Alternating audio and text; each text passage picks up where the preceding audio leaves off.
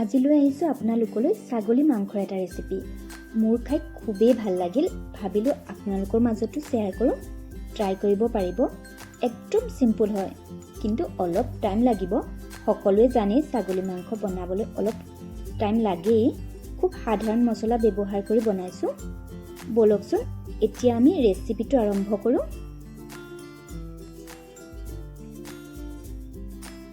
মই গোটা মছলাৰ ভিতৰত লৈছোঁ ইলাচি 3টা, লং, ডালচেনি, জিৰা, গোটা জালুক, তেজপাত আৰু পিঁয়াজখিনি সৰু সৰুকৈ কাটি লৈছোঁ। আদা নহৰু এটা পেষ্ট লৈছোঁ, বিলাহী লৈছোঁ, জলকীয়া আৰু ধনিয়া।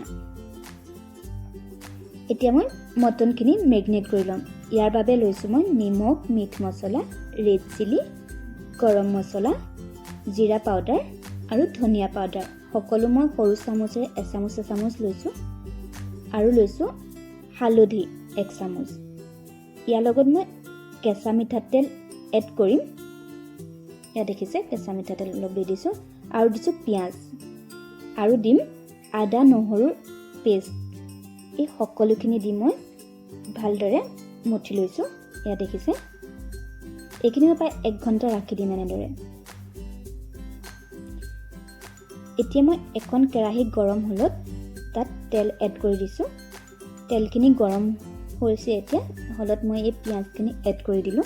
দেখিছে এই পিঁয়াজখিনি মই যেতিয়ালৈকে এটা ৰঙচুৱা বৰণ নাহে তেতিয়ালৈকে ভাজি থাকিম। ৰঙচুৱা বৰণ আহিলে মই এখন ডিছত কাঢ়ি ৰাখিম।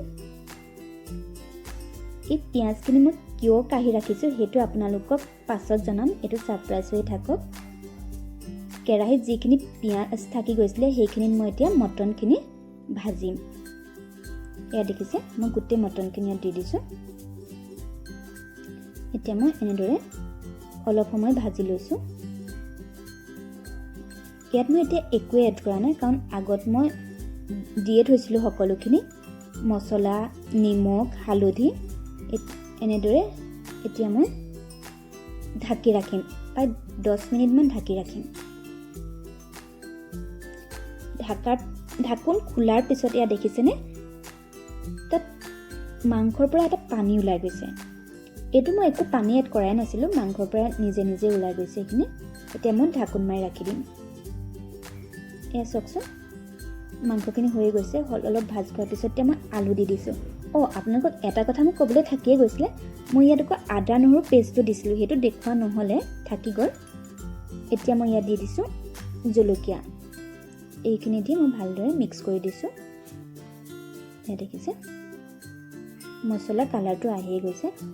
এইখিনি যে দেখিছে মছলাখিনি, এইখিনি মই সেই গোটা মছলাখিনি এটা মিক্সি বাতিত গুড়ি কৰি লৈছিলোঁ, তাৰে আধা মই ইয়াত দি দিছোঁ। সকলোখিনি নাই দিয়া গোটেইখিনি মছলা।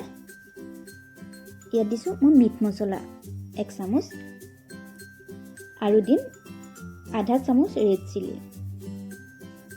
এই সকলোখিনি দি মই ভালকৈ মটনখিনি মিক্স কৰি দিছোঁ, যাতে মছলাখিনি সকলোতে ভালদৰে লাগে। দেখিছে ইয়াত মই নিমখ সোৱাদ অনুযায়ী নিমখ দিছোঁ, আপোনালোকে নিজৰ জোখত নিমখ দি ল'ব। এই সকলোখিনি দি মই লৰাই দিছোঁ।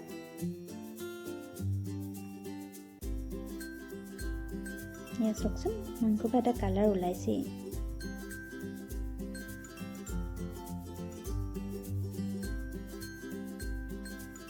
এই চাওকচোন মই পিঁয়াজখিনি যে কাঢ়ি ৰাখিছিলোঁ, এতিয়া মই বিলাহীখিনিও ভাজি লৈছিলোঁ দেই।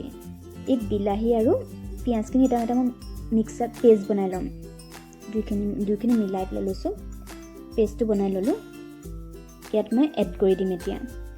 এই বিলাহীখিনি ভাজি লোৱাটো আপোনালোকক নেদেখালোঁ, সকলোখিনি দেখুৱাটো সম্ভৱো নহয় আৰু আপোনালোকো বেছি দেখা দেখিলে বৰিং হ'ব। এই সকলোখিনি ভালদৰে এনেকৈ মিক্স কৰি ভাজি লৈছোঁ।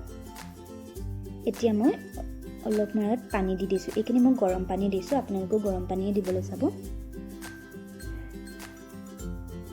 এই চাওকচোন এটা ধুনীয়া কালাৰ আহি গৈছে।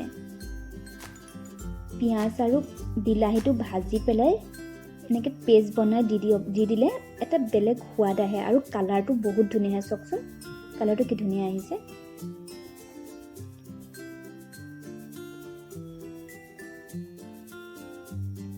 ছাগলী মাংস বনাব সকলোৱে জানে নহয়নে, কিন্তু বনোৱা পদ্ধতিবোৰ চবৰে বেলেগ বেলেগ।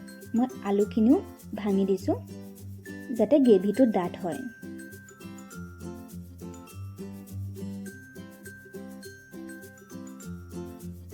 এয়া দেখিছে, প্ৰায় মোৰ মটন হৈয়ে গৈছে। এয়া চাওকচোন, কালাৰটো দেখিয়ে খাওঁ খাওঁ লাগিছে নহয়নে। আপোনালোকে এই বিলাহী আৰু পিঁয়াজখিনি ভাজি লৈ মাংসত দিবচোন। মই জলকীয়াখিনি অলপ ভাঙি দিলোঁ। এতিয়া মোৰ হৈ গ'ল। এতিয়া দি দিছোঁ ইয়াত মই ধনিয়াখিনি। এইখিনি দি গেছটো অফ কৰি দিম।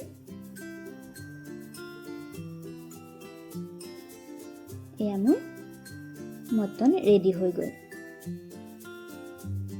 চাওকচোন কি ধুনীয়া কালাৰ এটা ওলাইছে। আপোনালোকে যিসকলে এনেদৰে পিঁয়াজ আৰু বিলাহীখিনি পেষ্ট বনাই দিছে তেওঁলোকে গমেই পায় সোৱাদটো আৰু কালাৰটো কি ধুনীয়া উঠে, তেওঁলোকে জানি। যিসকলে বনোৱা নাই এনেদৰে এবাৰ বনাই খাবচোন। আৰু মোৰ ভিডিঅ'টো কেনেকুৱা পালে কমেণ্ট কৰি জনাবলৈ কিন্তু নাপাহৰিব। এয়া চাওকচোন, এবাৰ আপোনালোকে ট্ৰাই কৰিবই। যদি মোৰ ভিডিঅ'টো আপোনালোকৰ ভাল লাগিলে লাইক, কমেণ্ট আৰু শ্বেয়াৰ কৰি দিবলৈ কিন্তু নাপাহৰিব।